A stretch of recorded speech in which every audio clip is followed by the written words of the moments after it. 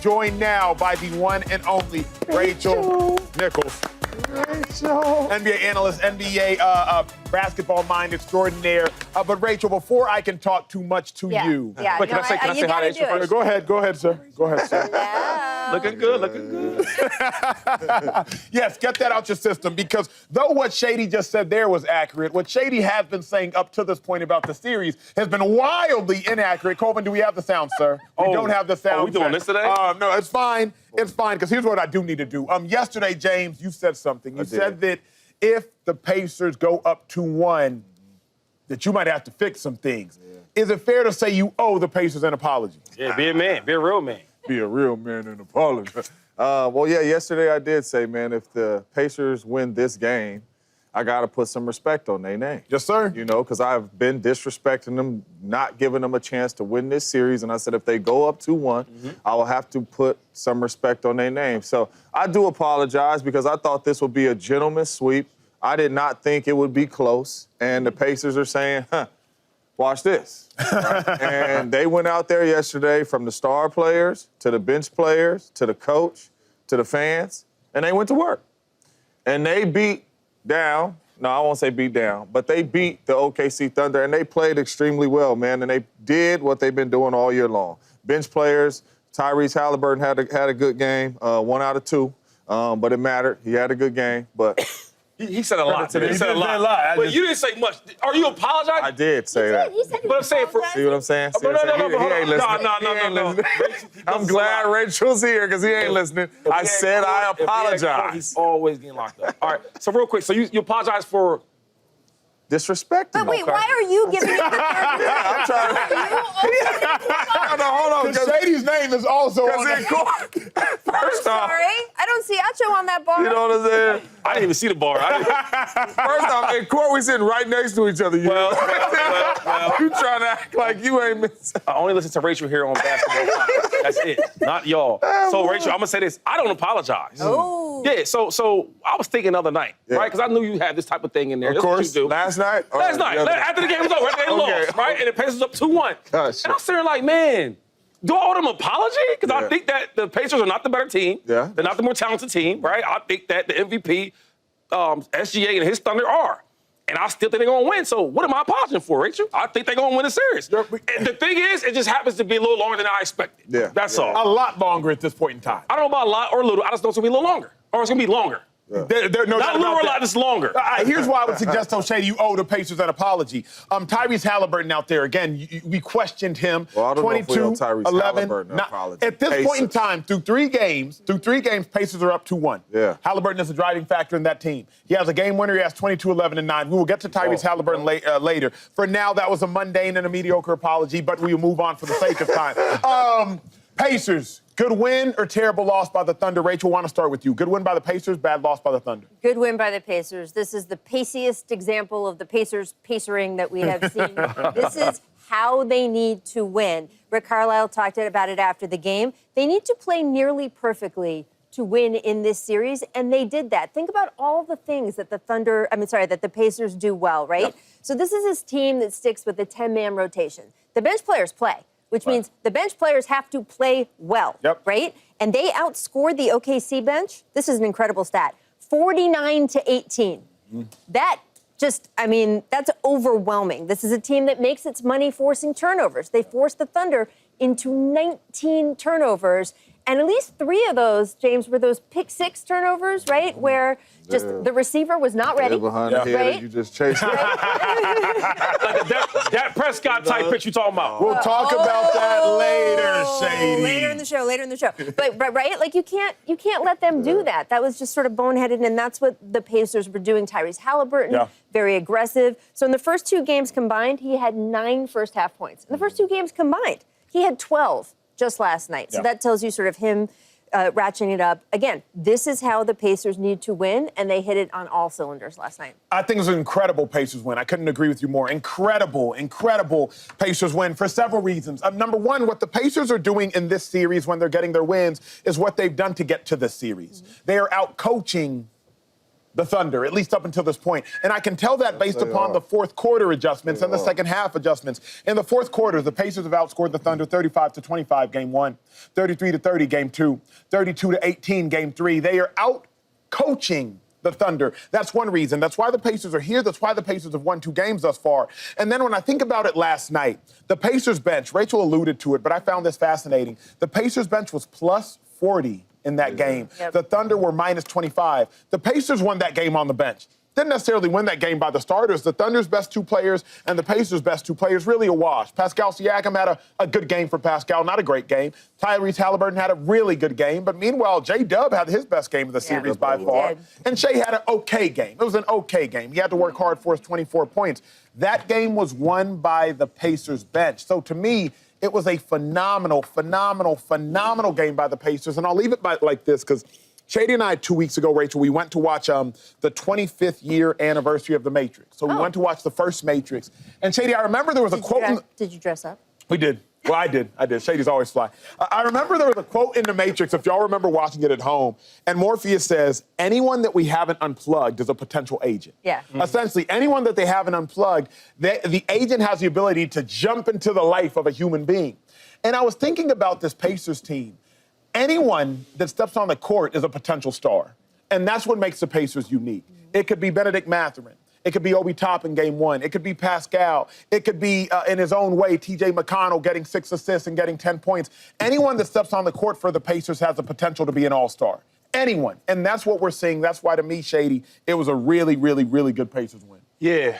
So who's Neo in this series? Supposed to be Shea. I didn't say, I asked you who's Neo. Shea Gilgeous-Alexander, sir. The one. You know what, though? I do give a lot of credit to the Pacers. They played phenomenal. They did. And maybe it's the style of play that I just can't really gravitate to, right? The whole, like, college-type game plans and all the, you playing 10 players and everybody has to contribute for them to win. But it's working for them. Yeah. Like, watching them play, even this whole playoff series, right? This one, the finals, the whole playoffs, they compete. Every time OKC got some type of intensity going, they go on a run, they weather that storm. And they answer back. Oh, you scoring, we gonna score. You get a defensive stop, we get a defensive stop. And I'm watching like, man, when the OKC makes a turnover, right? Or forces a turnover, they do the same thing on the other end. And I'm thinking like, this is the same team, just that one has more star power than the other one. Because when you ask guys to play their roles extremely well, the Pacers have that. You ask a guy to come off the bench, right? Like TJ, give me something. He does that. Benedict, he does that. And then Halliburton, hey, man, you haven't been super impactful. Yes, the first game, you stole at the end, but be aggressive this game. He was aggressive. Yeah. Everything you need this team to do, they're doing. That's why I do give him a lot of credit. It's just hard for me to think that the Thunder's going to lose. It's just because I watched them in the same situation, being down 2-1 against the Denver, against a 3-time MVP, and a well-coached team, and a team that had some experience, championship DNA. I seen it.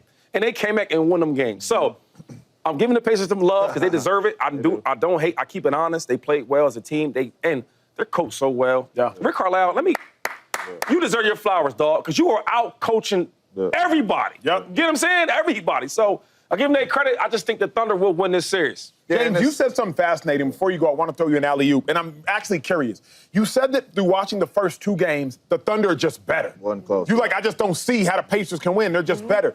We've now watched 3 games, maybe 72 minutes of basketball. Do you still see what you've been seeing, which I never saw, but you say the Thunder just been dominating the whole series. Do you still feel the same way?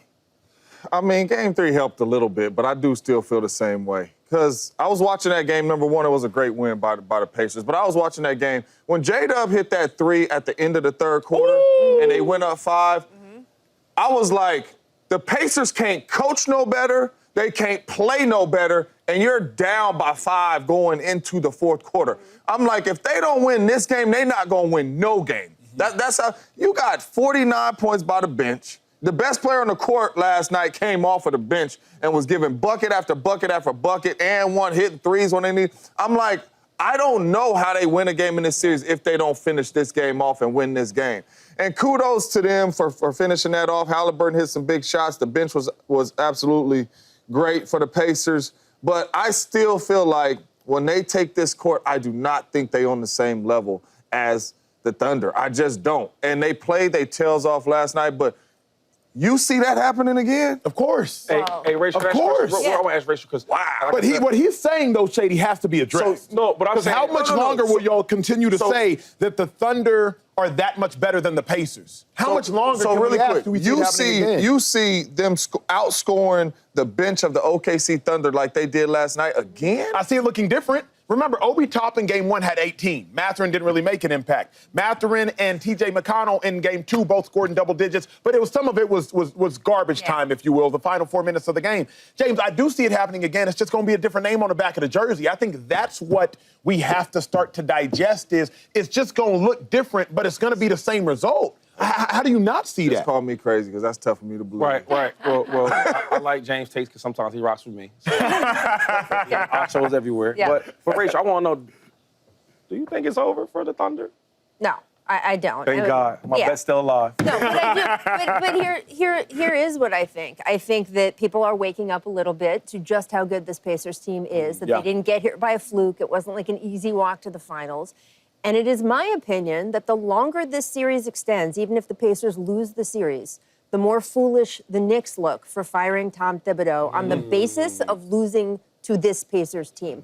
And look, I want to make it very clear, the Knicks fired Tom Thibodeau for more than just the loss, right? I mean, there were a lot of institutional reasons, the way he runs things, that led to that decision.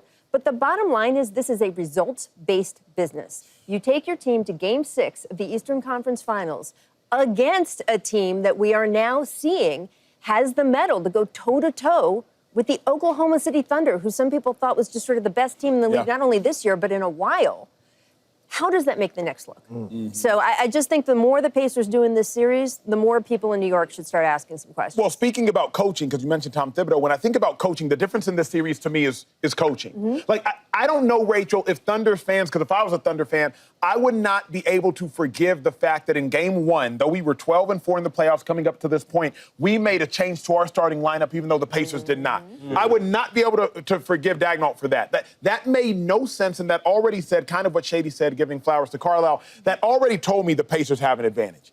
Because you're 12-4 starting Hartenstein, Chet, Dort, J-Dub, and Shea. Why in the world, as a heavy favorite, are you going to adjust? And you're the big dog. And you're the big dog. Like, when Shady stepped onto the field before he was about to route up a linebacker or anything, I'm not going to change what I'm doing. I don't care who I'm going against. It could be Urlacher, it could be Ray Lewis. You're going to have to stop me, and then I'll adjust. But why are you, Dagnall, going to let the Pacers' reputation intimidate you? It's an unforgivable sin. A completely unforgivable sin, especially down 2-1, because now what do? Do you put Wallace back onto the bench? Do you start Hartenstein again? Do you try the 2 big man lineup? Make them adjust to you. If it's David versus Goliath then run up to David and now start throwing slings. You're going to have to throw these slings at me, David, and hope you hit. Like, I'm going to fight you as a big dog, how I fight. And I agree with that just because, man, hey, it hasn't been working. Go back to what you know. Go back to what's more comfortable. Go back to when you were winning. Correct. You know what I'm saying? I would go back to that lineup, as the regular starting lineup. But something you were saying, Rachel, I agree with you, though. Because I'm one of them guys that's guilty to say that I didn't look at the Pacers as like a legit team. A legit finalist. Right? Oh, okay, they beat the Milwaukee Bucks. I didn't think much of the Milwaukee Bucks. Not coached well. That's without Dame, too. And they got Dame's out. You got Giannis by himself. Okay, cool. Then you go to the Cavs. All right, number 1 seed. Let's see what it looks like. Guys are injured. Right? You beat an injured team. Okay. And then I respect the New York win, right? Even though how it may look. First game, you up by so many points and you lost that game. Maybe it's a fluke. But they beat them. But I said, you playing the Thunder, we gonna see what's going on. Okay. And they rumbling with them. So now it's like, you know what? I was wrong. They are a better team than I thought. And I look back on it. So now when we look at once the Thunder win, we're gonna say, well, it was a good fought matchup because the Pacers were a really good team. So that was good insight saying. And not only that, though, because you said something that was interesting. Did you watch the 2 big lineup yesterday? Because when them boys was on the court together, it was not good for them. They was getting them boys in pick and roll, and Hartenstein had no answers for none of them dudes. So I kind of credit the coach for that. And I know it didn't work out the way he wanted it to work out, but as you're watching film, you're like, hey, man, Hartenstein ain't going to be able to stay. Here's my thing. Because that might have been their worst lineup. It's not that you're not right. And it's not that Dagnall may not have been right. That's not the dilemma for me. The dilemma for me is if I'm the big dog, prove me wrong. Prove me. When you went to the Super Bowl, James Jones, y'all didn't all of a sudden start only running out there with 2 receivers and say, oh, they got Troy Polamalu back there. Oh, they got Ryan Clark and Ike Taylor back there. You said, nah, this is what we do. We're going to keep doing it. And if all of a sudden Troy Polamalu starts strapping y'all up, now you might adjust. But y'all got there for a reason. If I'm the big dog, I'm going to play like the big dog. To be honest with you, the Pacers is doing what we did against the Steelers. They big dog is the 2 bigs lineups, and they getting them boys in pick and roll. We watching the TV at the Super Bowl, and they like, Troy Polamalu is going to have something to say about this game. And we sitting over there like, the game plan's to go at Troy. Right. Whoever on their signal, you get, that was the game plan. Right. When those 2 bigs are in the game, you see the game plan. Ball here, come on. Screen them, and we getting Hartenstein or one of these bigs and pick and roll. They can't be on the court Here's together. my dilemma, Not if Rachel. OKC When I'm won. watching, I'm like, Wallace to me hasn't made enough of an impact to justify the change. Well, he hasn't made enough of an impact. So when I'm looking at it, like, if you wanted to start Caruso for whatever reason, and now, mind you, you would lose that extra juice that comes off the bench. Oh, you're saying who comes off the bench? Yeah, correct. Okay, but I'm I agree like, with Wallace that. in replacement of Hartenstein, he just hasn't made enough of an impact. If he was having a Mathurin impact, if he was having an Obi Toppin game 1 impact, if he was having a TJ McConnell impact, bet. But Wallace on the court is a non-factor. He's a non-factor to me offensively. He hasn't been much of a factor to me defensively. He's just taking up space. Yeah. So if it was a substitution that was actually like doing something, I'd be like, okay, bet. But why would you? You're the big dog. To me, Dagnall already got in his head and just let Carlisle intimidate him before you even had to step on the court. Final thought. Well, no, you're in good company with your opinion. Charles Barkley went off on Dagnall after the game. And he's like, oh, these coaches think they're Red Auerbach. He said, they're trying to make changes to make changes. You do exactly what you said. Go with the lineup that brought you here. I actually do agree, though, with James. Sometimes you have to look at the matchup. I do think the problem with changing your lineup, even if it's the smarter move with the matchup, is it does throw your players off. And the Thunder have gone through a bunch of lineups this season. They are used to playing with different lineups, but still, this is the NBA Finals, and it sort of, affects the confidence a little bit. Like, oh, do we have to change? What do we have to change about ourselves? Like that kind of thing. Or, oh, is it going to change again? That sort of thing. So that, to me, is where the problem, less than the strategy. Can they change back? Because Shady's made a point, I made a point. But now you look even crazier. No. Because now you almost look like you're waffling. We see lineup changes in NBA Finals, right? Andre Iguodala, like we've seen all kinds But of I'm saying coaches make this would be 2 now. Like I've obviously seen 1. Yeah. But if you now you were exposing the fact that you were wrong. Like, because if you change the lineup in game 1 for game 1, and then by game 4 you're down 2-1, then you change it back. Now doesn't that kind of win? I'm sorry, did the Thunder not win game 2? They did. They did. Okay, so how wrong? Because many people would, most people probably would have thought it's more likely to be 3-0 Thunder right now than 2-1 Pacers. Okay, but the lineup, look, again, they may tinker with the lineup for the next game. Absolutely, and that could be something they should do. But I wouldn't say that anyone's scared of being wrong, only in that, first of all, they won a game starting that lineup, and it's only 2-1. It's not like, that they lost a million of these games. And it was the smarter X and O play. There's no doubt about that. The question is, was that X and O smart play worth it? Was it worth it to do that because it disrupts a lot of what got you here? I don't think if they change again, it's going to be like, oh, man, that's embarrassing, or, oh, everyone's They're trying to win. They're trying to win. I think it's smart coaches make changes. Learn. You've asked these questions. You sat in these media scrums, if you will, as one of the top journalists in the game for the last 30 years. If he makes this coaching change, and you're sitting in this auditorium, and he's up at the podium, and he announces the starting lineup, what's the first question you'd ask him? Oh, well, why? Right? The first question is why? Yeah. Why? What did you see that made you do this? Why did you make this decision? Because he obviously didn't make the decision going into the series. So what changed? Look, we were talking in the pre-show meeting. Y'all were giving opinions on, who was it, Patrick Mahomes or someone, about winning Super Bowls. And I, look, if you don't learn from experience and you don't add to your game in terms of what you know, that's the most embarrassing, right? If you don't learn from watching Patrick Mahomes win all those Super Bowls, that's embarrassing. Yeah. So if he's learned through these 2 games, he has to do something different, that's fine. Yeah. Hey, he should phone a friend. Hey, Rachel, hit him up. He need help. Even on when OKC was on offense, did you see what the Pacers' game plan was? When Hartenstein was in the game, when Shea got the ball and he turned his back, they flew off of Hartenstein because they know he ain't finna shoot it. Both of them can't be out there. He cannot switch back. I will say this real quick. He cannot switch back to that lineup. Is it me, or it looks like in the fourth quarter, the Pacers' energy shifts, and the Thunders don't? Because they was doing so many stupid, like mistakes. Like I remember they were up ended the third quarter. They were up like 5 or 6. when and J-Dub they hit that scored. three. TJ scores, and then Cruz throws the ball and he steals. I'm like, yo, why are we A lot rushing? of stupid turnovers. But this is a football Not thing crashing too, the right? boards.